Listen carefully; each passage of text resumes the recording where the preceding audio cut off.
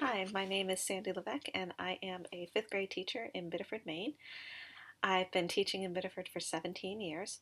The first 3 or 4 years of my career, I was Title I teacher. Then I moved into the fifth grade classroom, which I love.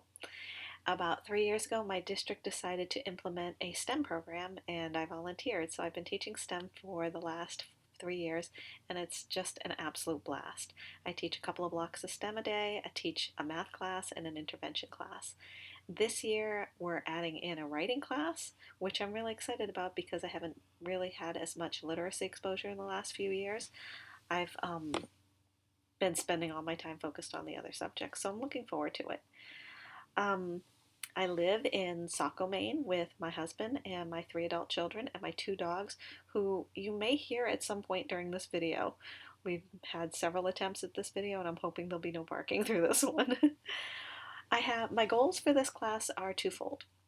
When I started teaching STEM, I felt really comfortable with the science and math. I felt like I had a good handle on them. The engineering kind of freaked me out, and the technology I felt like I was okay with. As I've worked through the first few years, the engineering's okay. It's fifth grade, so I can handle that. But the technology that I felt okay with began to feel really stagnant, and I didn't know how to change it.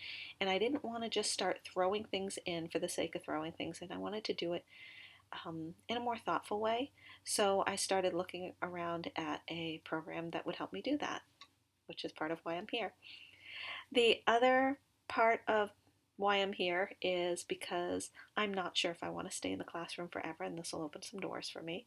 I do love online learning. This is not my first master's program. I am working toward the master's in instructional technology. I've finished one 5 years ago in literacy. And so I'm just really excited about the program in general.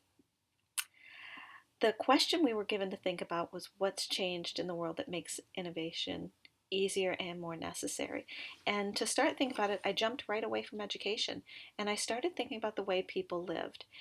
And 30, 40, 50 years ago, people tended to finish school, get a job, get married, and live in the same town that they'd always lived in and keep the same job that they'd always had.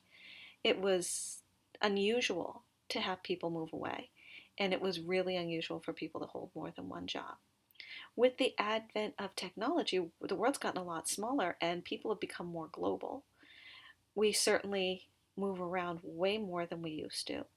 And people tend to hold multiple jobs, if not even multiple careers at this point, which I think some of us are considering at this point.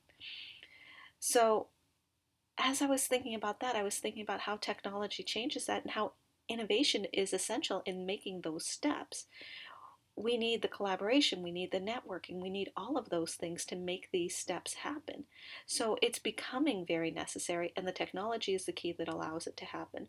Using things like LinkedIn, Skype interviews. We interviewed somebody from my school last year from Colorado, which wouldn't have been possible years ago.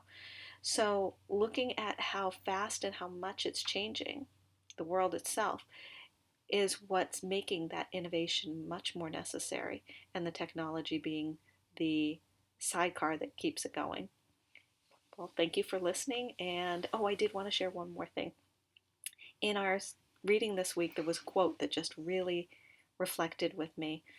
Um, Kuros wrote this about Steven Anderson saying that alone we're smart, but together we're brilliant.